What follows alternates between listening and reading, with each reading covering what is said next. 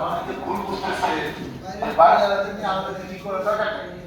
দরকার ছিল বাড়ি আলাদা একটা গুজব ছেড়ে দিচ্ছে যেটা যদি বেতন করে তাহলে তো আমাদের খাবার দেবো আমরা বেতন বাড়াবো এইটা জায়গা বলে দিচ্ছি ওদের পক্ষ থেকে যে একজন দাবি করছে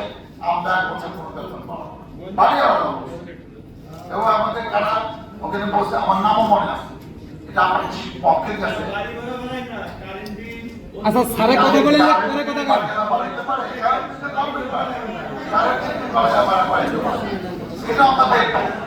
এই যে বাড়ি আমাদের চাকরা জোর করে বাড়ি বাড়াবে এটা হবে না আমরা এলাকায় আছে কোনো বলতে পারতে পারি না একটু দেখেন আমরা পাইতে পারি না আর একটা হলো যে আমরা যে দাবিটা করছেন মানলাম এটা যৌক্তিক দাবি বসুন 50% বাড়ানো হবে তারপর 5 বছর তাদের চাকরি হয়েছে তাদের বেসিকে আগে অর্ধেক পারতো এখন বলতেছেন যারা পুরাটা পাবো আচ্ছা আপনারা এত বছর চাকরি করে অনেক পুরানো আছে এই যে আধার সরকারকে একটা ঘোষণা দিতে পারবে আজকে এই যে আপনাদের যে সমস্যা হামিদ চললে বাকি সব সমস্যার সমাধান হয়ে যাবে এই এলাকাটা তো আপনাদের একসাথে থাকতে হবে আজকে অনেক ফ্যাক্টরি কিন্তু বন্ধ অনেক ফ্যাক্টরি লাঞ্চে করে বন্ধ হয়ে গেছে আর যে কথাটা আজকে মূল কথা এই যে বলেছে আন্দোলন করেন দাবি করেন এই যে আন্দোলন হয়েছে আন্দোলন তাদের যৌক্তিক দাবি তাদের সাথে আলোচনা হয়েছে আলোচনা মানে না একবার মানছে তার মতোই কমনে আনতে হবে কাজও করেন আপনি দাবি নেন এই যে নাম এখানে 5 নম্বর আপনারা একজন হঠাৎ করে বলে আমরা বিশ্বাস করি না ওনাকে বিশ্বাস না করলে তো নিজেই থাকবেন সেটা শুরু হবে সেটা তো শেষ পর্যায়ে গিয়া কিন্তু কাজগুলো আগে শুরু করতে গিয়ে তাদের দাবিটা হবে আপনারা 5টা কোশ্চেন 7টা কোশ্চেন গুলো থেকে কিন্তু আমি তো কিন্তু 3 জায়গা করছে এবং তারা এখানে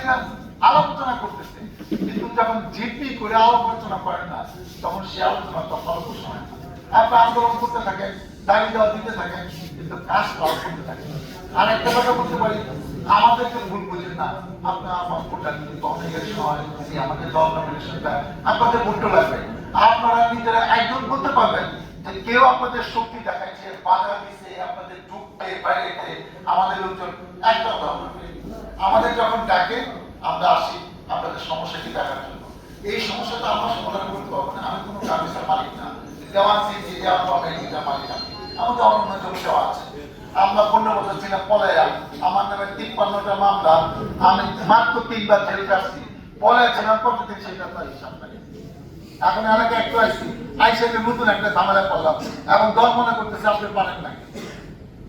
পারেন নাকি এটা তো অন্য সমস্যা আপনারা কাজ করবেন কি কাজ সেটা আমি কি করবো কিন্তু আমি যেটা বলতে চাচ্ছি এলাকার নেতা হিসাবে আমার বয়স 63 বছর 2 বার এমপি ছিলাম 2-3টা ইলেকশন করছি আমার বাবা এমপি ছিল আমার ভাই চেয়ারম্যান ছিল এখন সেই দাবি নিয়ে আপনাদের বলি আন্দোলন করেন কিন্তু এই যে জিম্মি করে লাঞ্চে করে কাজ করবো না সকালে কাজ করবো না ফ্লোরে যাবো বসে থাকবো আপনি ফ্লোরে যদি আসেন তাহলে কাজ না করতে আপনাদের ভালো লাগে আপনার তো কাজের কাজ করে আসছেন আর মালিক এটা দেখতে তো কষ্ট লাগে যাদব ভাই যে সুন্দর চেহারাটা হাসতে দেখিলাম যাদব ভাই কি হয়েছে হাসি তো নাই গার্মেন্টসে বাঁচাতে পারে আমি আর কথা বলবো না আজকে অনেক কথা হয়েছে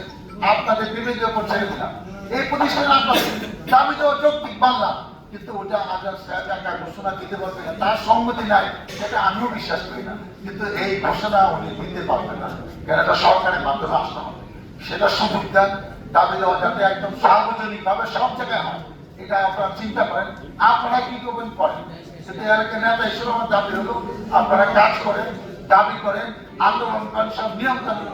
ভাঙচুরে যায় না এই গ্রামে আপনাদের সেটা আপনারা দেখবেন আল্লাহ